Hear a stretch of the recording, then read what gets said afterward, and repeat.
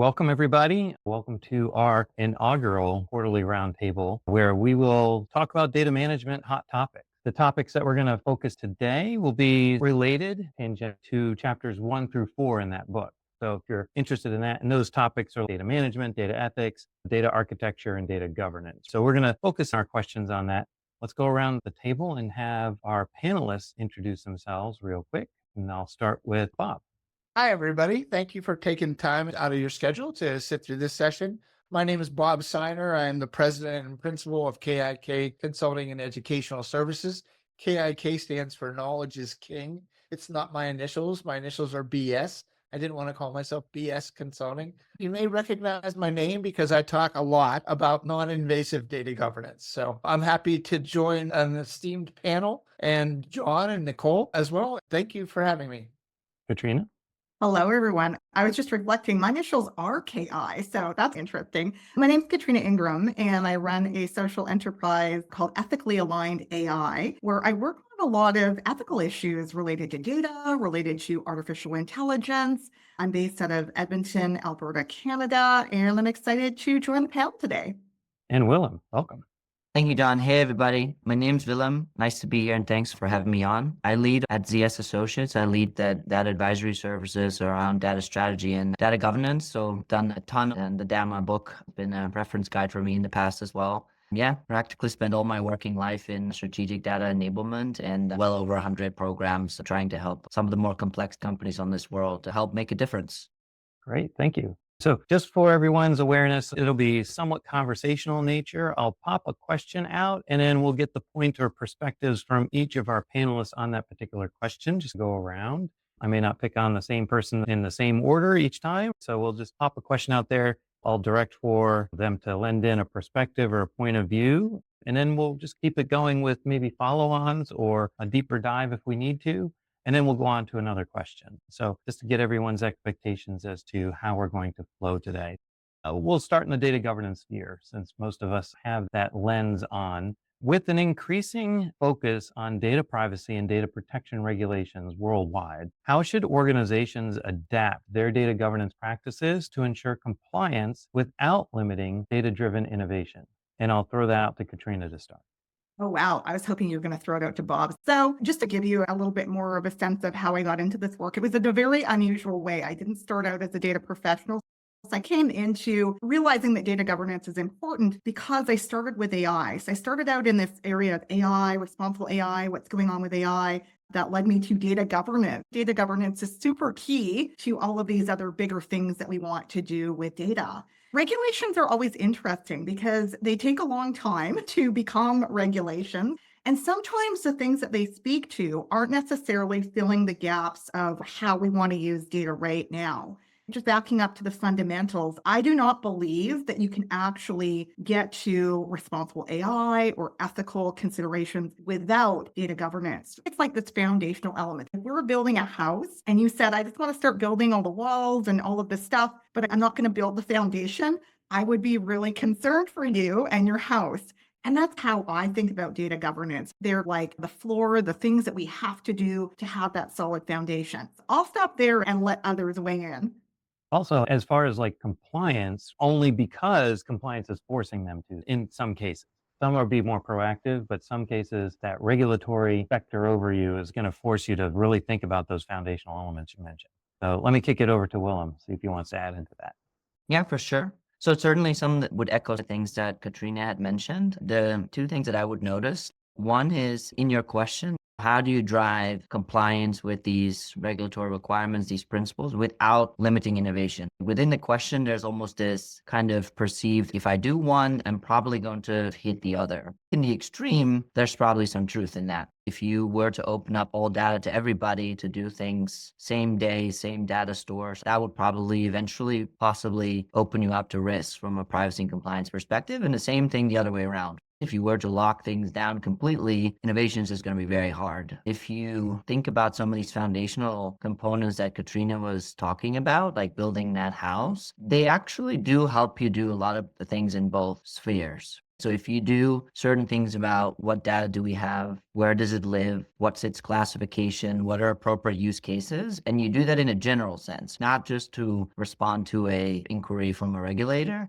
that actually helps you a ton as well to open it up to people who want to use it for more commercial or other use cases. That's effectively in the last couple of months working with a global medical technology company. They're doing a global data protection program. That's exactly what strategy we're trying to help them bring to this kind of discussion. We don't necessarily want it to be seen as we're going to lock down innovative behavior. We do want to make sure that we use it for the right use cases and only those. But at the same time, we are publishing this in a catalog now. This is, you can go ahead and use it. Here's how you connect to it. Yeah. So that's maybe the point that the first notice. The other point is more think about doing it by design, but I think that's more appropriate for Bob to maybe comment on because that's more the non-invasive thinking that I think would be critical here. So I'll leave that to him. Okay. Perfect segue. Go ahead and take it from there, Bob. Both what Katrina and Willem said, I would agree with a lot of the things. I even want to take a step back and look at it just from a perspective of just governance. So AI needs to be governed for the ethical and the privacy and the regulatory concerns. Data needs to be governed because we can't expect data to magically improve itself. We need to have people that are formally accountable for the way I define governance is as execution and enforcement of authority. We need for people to be involved in doing that because the data is not magically going to improve. And AI is not going to govern itself either. Something that organizations are really struggling with right now is trying to balance how do they stay innovative, how do they stay ahead of the curve while at the same time doing things that they want to do with their data, making decisions from the data, improving the quality of the data, the usefulness of the data. It's something that will warrant a lot more discussion moving forward.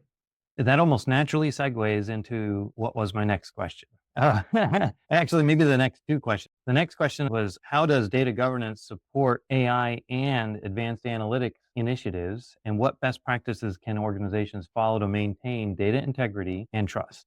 Katrina, let's start with you on that one, and I'll round up with Bob on it. Yeah. So when I think about data governance, and you're also studying chapters 1 to 4 of the big book, we're all Yeah. familiar with the wheel of data.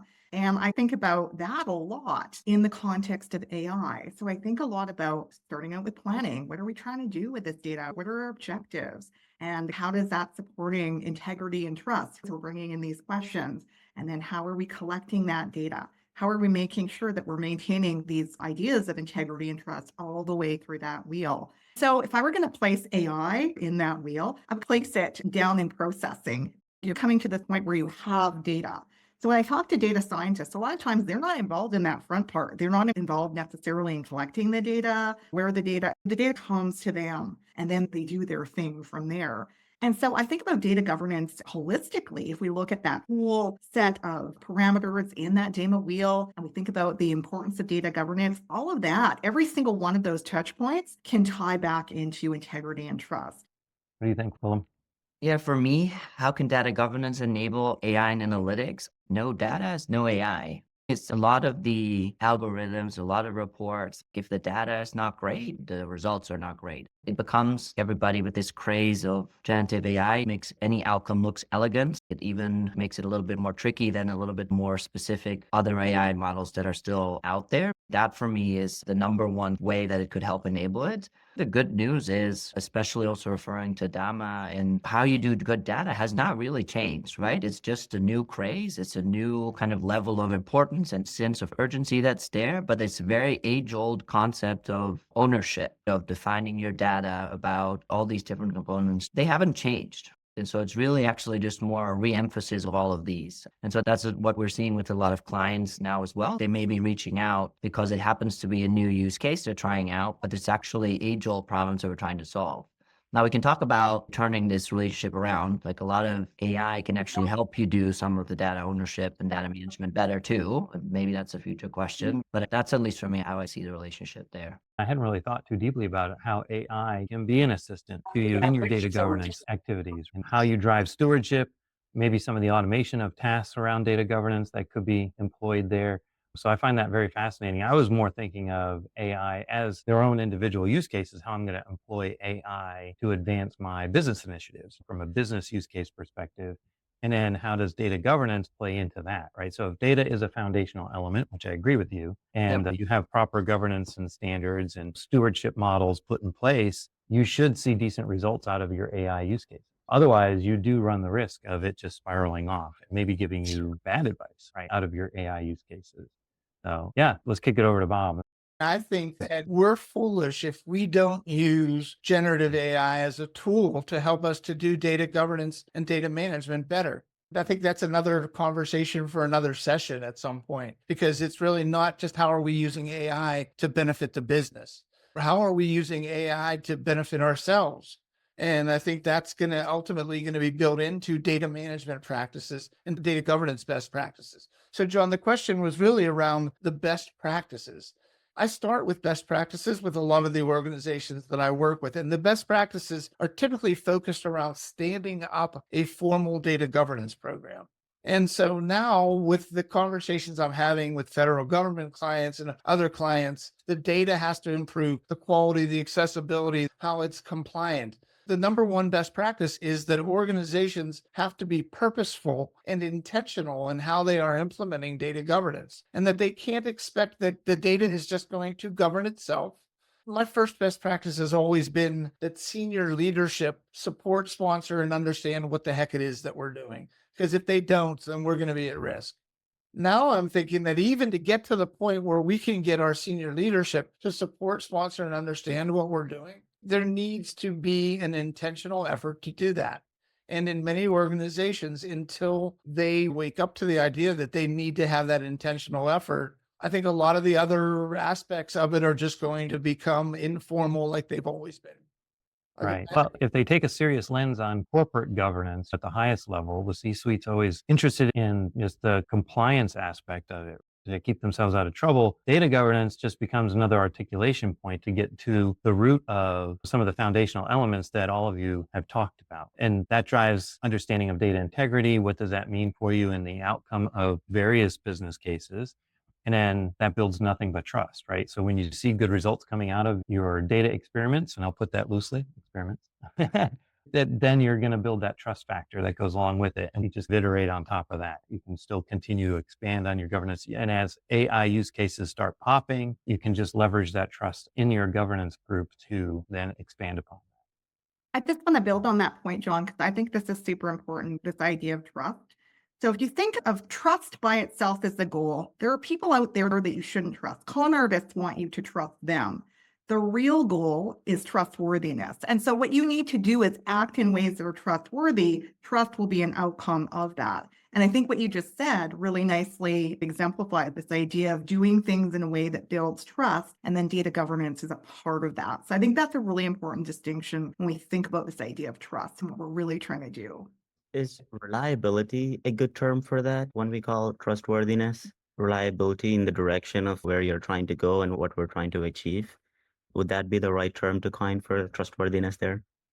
Yes, not to get too philosophical off on a tangent, but there are some philosophers who talk about trust as a human thing. So we can trust other humans, but when it comes to machines, reliability is a better term. We rely on our car, we rely on our vacuum cleaner, we rely on our data.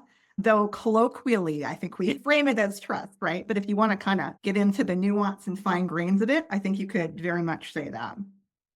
Yeah, thanks for the question, Vamsi. And actually, it naturally segues me into the next question. This one is more around the data and the ethics piece, right? There is this blurring of the line as the AI generated content becomes more and more better. What ethical guidelines should be in place to address misinformation, authorship attribution, and the broader implications for society as that line blurs? And I'll start with Willem on this one first. Yeah, the AI generated content, more and more of it becomes out there. I think we all saw the video and the picture generating capabilities that have taken giant leaps forward again. But in your question, I think that should be one of the clear ones in specific use cases. That should be just a minimum requirement, I would say. Similarly, around the attribution of authorship, to be very clear about it. I think that in some cases, in some industries, in some use cases, maybe you can come up with very explicit rules, like where you actually need to do that. If you don't do it, then you're just in breach in a way. But I would maybe go a little bit further in terms of encouraging the transparency, like show the command wherever you can. It maybe sometimes like there could be some things you show a certain result. Maybe you can open up the black box a little bit, at least show the prompts. Several months back, something I randomly wrote, and the actual part of Gen AI really didn't matter very much. It was just the illustration. I personally made the decision. I just put it out there. Here it is. Like, you can just see exactly where it came from, and you can decide yourself if that was a neutral or a biased way of doing it. I would actually trust people who are comfortable doing that more. And that's like maybe one of the things that I would love to see in some cases. Yeah, it's a play on the trustworthiness thing that we just talked about, right? So can you trust what you're seeing if that line is blurred? So let's see, Bob, can you add some flavor to it as well? Honestly, I don't know what I can add because I am not somebody who has really looked at the ethical use of data. I assume that ethical use means what's ethical to one person may not be ethical to another person or ethical to another organization. So to have somebody kind of legislate what is ethical uses is going to be quite difficult. Because I think, again, what's ethical to one organization may not be considered ethical or even within parts of an organization. Yeah, I'd almost go with looking at ethical guidelines, not ethical regulations, because to So your that point, that's a very, very tricky proposition. Not everyone's going to agree on it that. is, but it also requires now that it's documented and that we're making intentional choices in how we're going to use the data, which means that we need to bring the appropriate people together at the appropriate time and have those conversations. And again, that's not going to happen, at least in most organizations, it's not going to happen naturally. So we're going to need to find a way to at least recognize who we need to bring into the discussion. And again, like I said, I haven't really focused on ethical. More organizations these days still seem to be focusing on regulatory compliance. So that's what I can offer to that question. Cool. So Katrina, round us out. Yeah, so I think I totally agree with what Willem is saying, and I think it's important to have disclosure. Here's the challenge. Let's say on the one hand, we have the 100% human-made thing, and at the other end of the spectrum, we have the 100% AI-made thing. And in the middle, we have things that are human and AI-made. What is the threshold for disclosure? For me, I put it on my work. I just released a video the other day. I used some synthetic voices. The rest of it, I did myself. I wrote my own script. I picked my own storyboard, all of that. But I put a note on there saying I used some AI for this. Other people might not have made that choice. They might have thought, well, if it's not 100% generated AI, then I don't really need to disclose. And I think there's this whole messy middle that we're going to need to figure out. Now, I'm not saying I have the answers for that. I think that some of that is context. There are also technical controls that the companies who make these systems can enact. Things like watermarking, for example. They've been very slow to do that. I don't think they really want to for a wide variety of reasons, but there's some other things that can happen that are outside the realm of individual choice. The last thing I wanted to say is just to distinguish what Bob was saying. There's a difference between the legal or the compliance piece and the ethical. The legal is about following the laws, whatever the laws are in whatever area you happen to be in. Now, laws can also change, and laws are not always ethical. So there's this sort of discrepancy sometimes between the legal and the ethical. The ethics piece is more about making good choices. And I think in a Western tradition, typically we would roll up to things like making sure people are respected, human dignity, making sure there's autonomy and choice, making sure we're uplifting well-being and mitigating harms. I think those are general principles that most of us, at least in Western cultures, can get behind. And so those to me become the guiding principles behind a lot of these other things that we talk about, like privacy or even things like cybersecurity. And that's how I connect these things together. But organizations need to do the hard work, and it is hard work to figure that out. What does that mean for them? Perfect. I can't agree more. I think that's ideal. And also, it does become a conversation within maybe your data governance organization as far as purveying those ethical guidelines. If you want to set them within your own organization and disclosure, and what does that all mean? It falls right into the lap of an organization like that. Okay, so we're about halfway through our session. I'm going to pause us just for a second, a quick commercial break, not long, just a quick commercial break. I thought I'd give each of the panelists just a minute to talk about a latest project or a publication that they may want to spark some interest around. So Katrina, I'll start with you. I'll admit, I am biased because I love this topic of data ethics, and I don't think the DM box spends enough time on it. And I know it's only 2% of the exam, but it has so many implications as we're talking about. And so that's why I'm really passionate about this area. And part of what I'm trying to do is build more courses and training and opportunities for people to learn more. And one of those is taking place on June 16th to 17th. It's 2 full days of data ethics live with me. If that doesn't work for you, I also build other courses with Dataversity, so you can go and Google those, check those out. I hope you're inspired to learn more about this topic.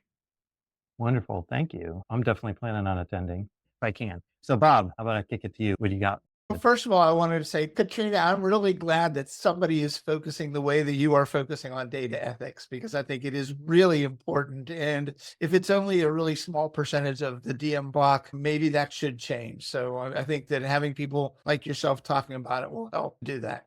So John, thank you for giving me the opportunity to talk about publications. What's really great is that I can announce that within the last month, my 3rd book on non-invasive data governance has been published. It's called Non-Invasive Data Governance Unleashed.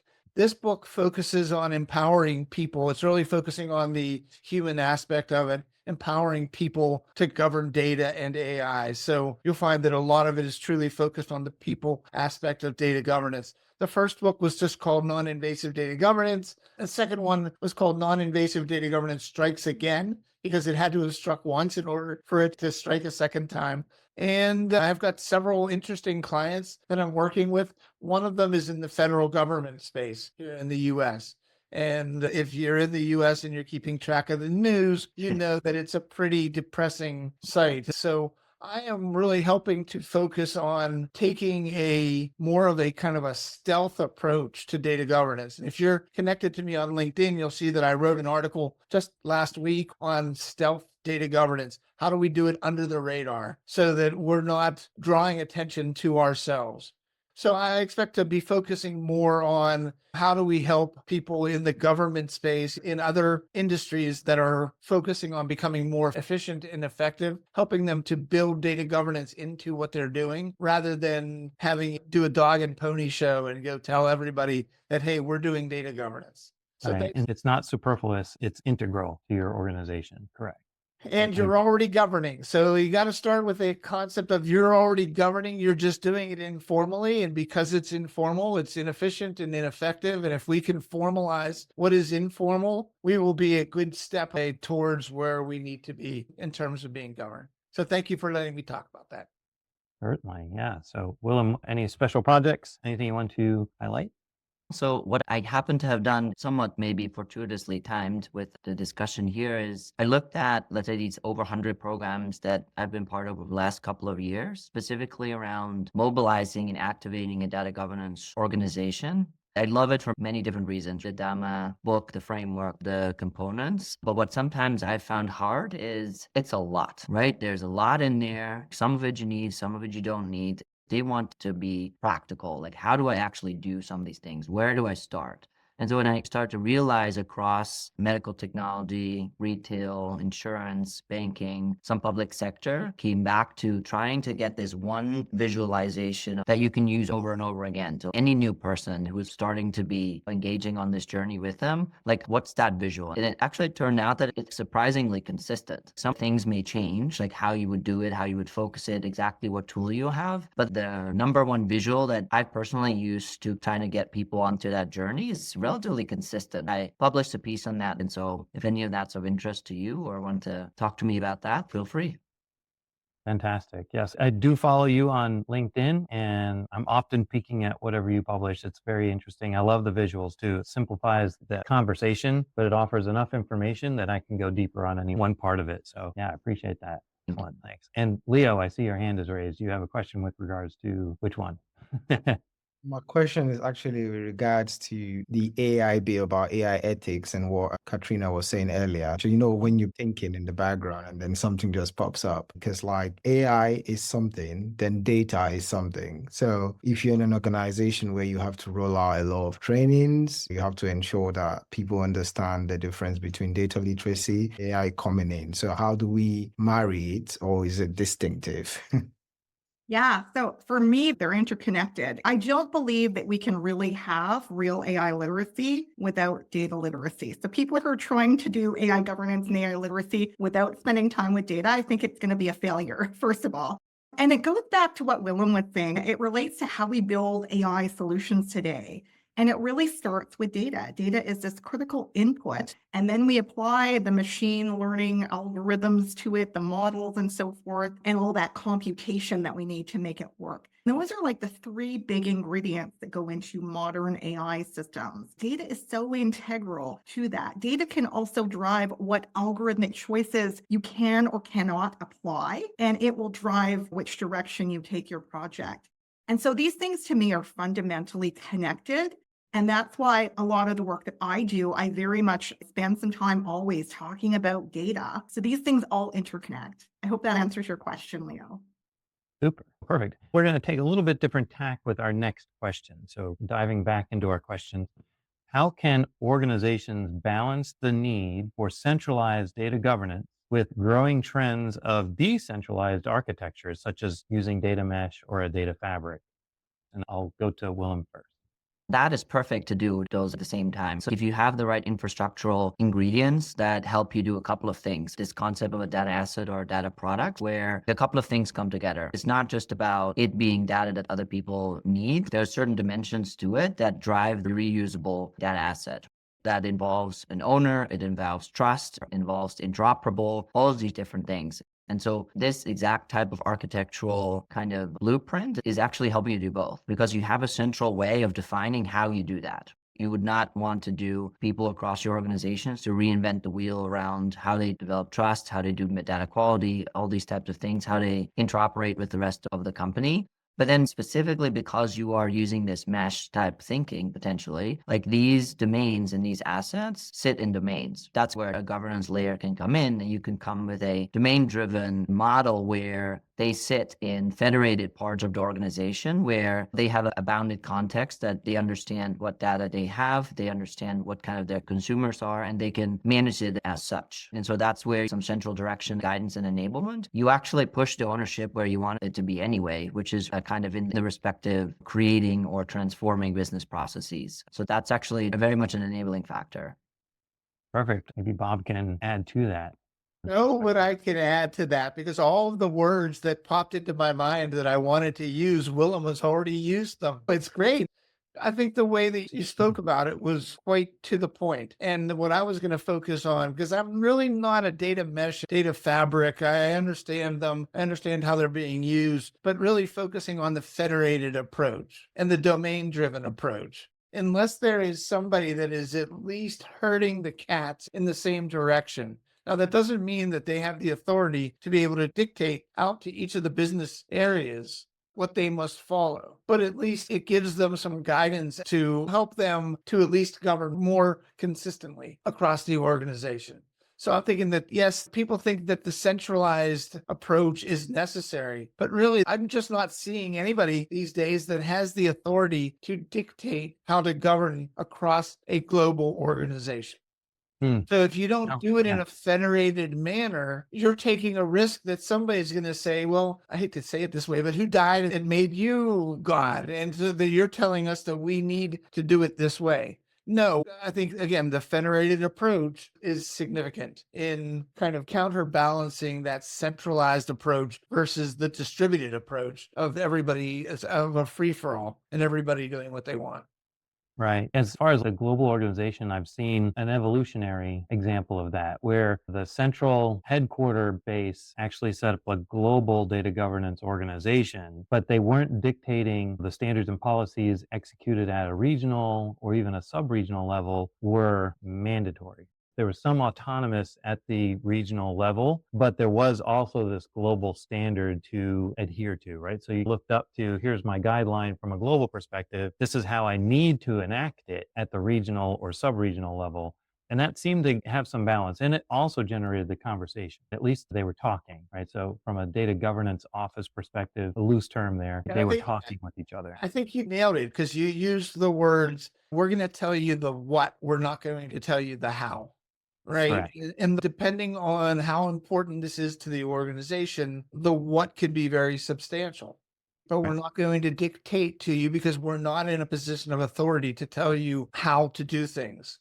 But we have been given the accountability, the responsibility to tell you what needs to be done. It can be nuanced at a cultural level or at a regional level. All right, Katrina, I'll segue over to you. So similar I'm so conversation. the least equipped person on the panel to answer this question because it's not my area, but I guess two things I'll add. One is I think that the architecture can help you enable or prevent you from doing the right thing. So this is how I connect it back to ethics. So when I think about the ways that data is architected, can it help enable you to do the right thing or make the right choices, or is it a barrier for you? And I think that's something really important to think about. And then the other thing I'm very much thinking about based on what Bob is saying, also because I'm in Canada and we're in an election right now and we have a federated country, right? So you have your provinces and you have your federal government. And I think Bob is exactly right. Like there's this idea of who has the authority to say what. And I think that you can set standards and guidances and maybe hold up principles. But at the end of the day, a lot of times when you have these big global companies, you're going to have to respect the authorities that lie in different parts of your organization. And so if you do all of that, then you're setting people up for success. And I think that at the end of the day is what's really important. Perfect. Thank you. Yeah, excellent. So expanding upon this trend a little bit further, right? So how do advancements in AI and automation impact the design and management of enterprise level data architecture? We just talked about the trend of decentralized architectures, the use of data mesh, data fabrics, cloud architectures. So advancements in AI and automation are impacting the design and management of those features. So what emerging trends should organizations be on the lookout for? And maybe this time I'll start with Katrina and then I'll let the others pile in. Sure. I think one big thing is what qualifies as data. So if we think back in the past, maybe there were certain things that we wouldn't think of as data. For example, we're making a recording of everything that's happening right here. This could technically be data. And do we have the right architectures, tools, and structures to manage this kind of data? So that's one thing that I think about. And then we layer on scale because AI needs a lot of data. It's not just about getting 4 data points here. We got to get a lot of data to do the training. So there's this, what qualifies as data? What do we turn into data? And then the last point I want to make is who is the governance for? So in a lot of cases, we've assumed it's for humans, right? Humans are going to be looking at the data and then making some decisions. Well, in an AI context, maybe that's not the case. Maybe there's a machine to machine level that's happening here in a bigger way than it's happened before. And so do we, again, have the right tools, the right structures, and everything in place to do those things well? So those are the kinds of things that I think about when I hear that question. No, it's perfect. I like that inflection there about machine to machine. So the governance, as people are thinking about that, as people are doing the thinking on it, how do they govern and dictate to the machines how they really should behave and act, right? And if they start misbehaving, how do you bring them back in? So very good point on that. Excellent. So Willem, what are your thoughts on this as well from a data architecture perspective, emerging trends? I think that there were two ways to maybe take this question, like how can it impact? I think, Katrina, how you took it around, like there are certain things you want to do, like what are the demands it places on the data architecture? How does it need to evolve to be able to surface that? And then the other way that I think you can take it is reversing it a little bit again and say like, how does the actual data architecture itself become more intelligent? Right. And so there's, again, at least two different ways to take that. The one that we talked about already is core data governance work, like how you describe data. There's scanners out there that will just see the systems as they are created. They will see the flows as they're being created. They can auto scan like what data is in there. Is that appropriate? It sounds easier saying it here than it is in practice usually, right? But you can cross-reference that to, do these people have the right to actually access this data? There's a lot of different ways that you can actually automate and make it very intelligent, like how you implement certain controls. And then this term that's been coming up more and more, which the more that I try to understand it, it seems to just be something already we're trying to do. We're just trying to find a new term for it, is data observability. It's like I have a data landscape and I want to have a real-time almost understanding of where is it going, what is happening, which jobs are happening. And I think enabling AI or various kind of more analytical applications help you enable that. But also once you have it, especially in the management of your architecture, it gives you a ton of very actionable things to respond to. Again, like tracking who accesses what, for what purpose. For example, we talked about the connection between governance and AI and analytics. Everybody can theoretically make that. And definitely people who probably join this call probably buy into that. Like making an actual business case, showing what data is used for what, by whom, how many times. That's one of these applications where it can become very powerful. And be proactive about it, just to what you're saying, right? If you're putting in that observability proactively, it can help you with any compliance or regulatory requests that are made, right? Just to those questions right there, who has access to it, who used it, who got it, instead of being reactive and saying, oh, we had a problem, who accessed it, who used it, how do they get it? So if you have that proactively, you're ahead of the game. You can actually set your standards on that accessibility. I love that point. So Bob, what are your thoughts on emerging trends? What are you hearing? So first of all, when it comes to data architecture, I could think that there's a lot of people that I would speak to before you would speak to me about data architecture. Not really my forte, but I did want to address a couple things that Katrina mentioned at the beginning of this question. I think, Katrina, you mentioned what qualifies as data. And when we're considering data architecture, because in the day of AI doesn't really care where it gets its data from, whether it's structured data, unstructured data, semi-structured data. So when you are considering the development of your data architecture for your organization, as Katrina was alluding to, you need to be thinking much more broadly than just your information systems and your databases. So again, I'm not as familiar with the DMBOK, but the DMBOK is also covering unstructured data, content data, records data, and knowledge management. I think that's really important. What qualifies as data when you're considering your data architecture. The other thing that Katrina also said was, who is governance for?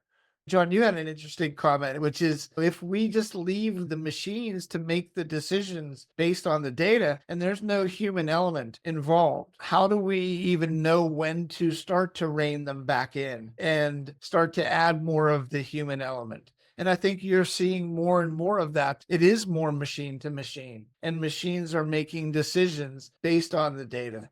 So I think that it's a great conversation. I think that it just expands the need for a watchdog or somebody or something that is looking to make certain that even when claim denial or acceptance decisions are made by machines, I think more and more these days in the healthcare industry, there's got to be some form of human governance that is incorporated in there as well. Right. I really liked what Willem brought up about observability. So that might actually give you that tripwire to go in and say, okay, I need to adjust the behavior here. I see something is not quite right. It could be the machine to machine, but it also could be human behavior. With that observability, maybe that's the tripwire I need. Well, it's even more than the old days. Hate to say that I was around in the old days, but in the old days, the decisions weren't being made as often by machines. There was more human contact. Now there seems to be less of it, and it seems to be moving in that direction. Right. Good point. So I'd love to have your opinion on some key considerations when building a data governance framework that ensures data quality, security, and compliance without hindering business agility. So, and I'll start with Bob on that one. Everything seems to always come back to without hindering innovation, agility, and those types of things. It's one of the I- fears from a business to C-suite perspective. They hear the word governance. Now, governance hasn't taken on a bad tilt in the past 4 or 5 years, right? Can you say that word out loud? But they hear that word, they're thinking, oh, it's going to hinder my innovation and hinder my agility. So what I want to do is I want to focus on the framework aspect of the question that you asked. And I have a framework that I use, but typically I want to focus more on the definition of what a framework is, because these days, a lot of the frameworks that are available are very prescriptive. They tell you what you should do. They tell you what order things should be done in. I don't view frameworks that way. I view frameworks more as being a container or a way to organize your thoughts around something. So when you ask about what are the core components of a framework, well, I can list off 6 of them that I use, and that is data, roles, processes, communications, metrics, and tools. But we also got to be able to consider these core components in terms of all the things that you mentioned, security, privacy, but without thwarting any level of creativity.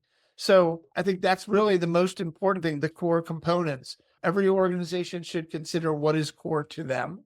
At least those 6 that I've provided are something that I think is a good starting point for what you need to focus on, and make certain that you're looking at it from all those perspectives that you named.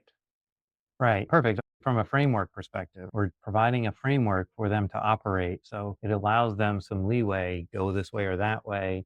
And so, Katrina, some key considerations when you're putting together a data governance framework. You don't have to stick with the ones that I said. I want to dig into the other part of the question, which is this binary that I hear all the time, innovation versus regulation. And I want to blow that up because I think it's a bad argument. I think it's a fallacious argument. And I don't think that those are the only choices. In fact, when we have constraints, sometimes we do our best work. And I'll give you an AI example that happened earlier this year. So some of you may have heard of the model DeepSeek coming out of China. Why was DeepSeek interesting? Well, it was a very good model. It was trained on less of the fancy chips because what we were doing is, hey, China, we're not going to give you those fancy NVIDIA chips. You're going to get the ones that aren't as powerful. And they use them anyways. And they also built this thing with a lot less money than the billions of dollars. So if we just have unlimited resources and unlimited ability to do things, sometimes we do not do our best work. And I think that's the argument we need to start to make and move away from this binary of innovation versus regulation. Excellent example, because they innovated while they were being heavily regulated, right? A different lens. So, Willem, what are your thoughts on some key considerations? Again, taking off of Katrina, blow up the binary. Blow up the binary. Yeah. If I read the question correctly around like the data governance framework and how to align it with a business, the right objectives, I think Bob already outlined a lot of the key things on the framework. So if that's okay, maybe I won't redo that. I think maybe the part back to how do you align it with a business strategy? So I wanted to maybe spend a minute or two on that in the sense that I started my career in sectors that were very heavily regulated, financial, public sector. That's where a lot of the data governance was born, right? Because of those formal nature of it. But the last 3 years, I actually spent the vast majority in sectors that don't have that. They actually want data governance because their business is not working. So they have examples where they have thousands of sales reps out in the field and they can't talk confidently to their customers because they don't actually know what they sold them last year, for example. There's like enormous amount of examples where it's really these business scenarios that would help to build this business case because again, in these companies, like the regulatory is just not a theme, just not yet. And so like the entire business case behind their data governance organization and their framework has to be business driven. Like any funding needs to come with active buy-in from the business representatives, not necessarily the chief legal or chief privacy or similar. And so if you think about your framework, that's where I think a couple of things that I've actually enjoyed doing a lot. It's just a more fun conversations to have. How do you do that then? Well, there's a couple of things. One is you're very open and direct about this upfront, right? Go and talk to the business like 6 months in when you have an operating model and a framework, do it first. Talk to them. What's not working? Are your call centers not working? Are your clients unhappy? What is actually not working today? And based off of that, you can build an inventory of actual tactical, real use cases. So like I mentioned just 2 or 3 as examples, those with actual business owners. These are people who can say, this is the impact, this is what's not working. Now you can connect that back to what can I do to fix the data that these processes need? And so whatever framework, depending on the region, the context, the sector, the uniqueness of the company, but in terms of your framework, like how do you now connect that back, right? You've detected these themes. How do you now incorporate that into your framework? I think response to that part of the question around how do you make sure it aligns with that business strategy? Yeah. Yeah, perfect. And actually, that illustrates positive impacts to leveraging your framework as opposed to just guarding against negative impacts. So if you're focused on the compliance aspect of it, you're just trying to stay out of trouble, really. So you minimize your penalties. But in the cases that you're describing, you're just showing how maybe I can adjust, enhance, accelerate business impact, which then results in a positive impact. So I get a better bottom line. That's awesome. And I can see how that'd be a lot more fun. That'd be a happier group to deal with than the compliance. Well, I appreciate it. So excellent conversation. And I love how we ended on that particular note. That was a very highlight on frameworks and data management principles. We had a lot of conversation around data governance topics. I love how we got to dig into some of the ethics, not too deep, but enough around data ethics. So maybe we can get that higher than 2% notice inside of DAMA instead of just a tiny piece, right? Not buried with data governance, maybe on its own. So I love that. Thank you. I'd love to say thank you to our panelists, Katrina, Willem, Bob. Appreciate the conversation that you guys brought to the table today. So I hope everybody got a little tidbit and a little golden nugget from our conversation today. This was a wonderful conversation. Thank you for having me. It's been great. I think you selected a great panel and we all had different perspectives. These things are very useful that way. If you bring everybody who's of the same mind together, it gets drab. Never drab. That's our new tagline. Yeah, we'll put that one down. Have a great day and a great weekend. Bye, folks.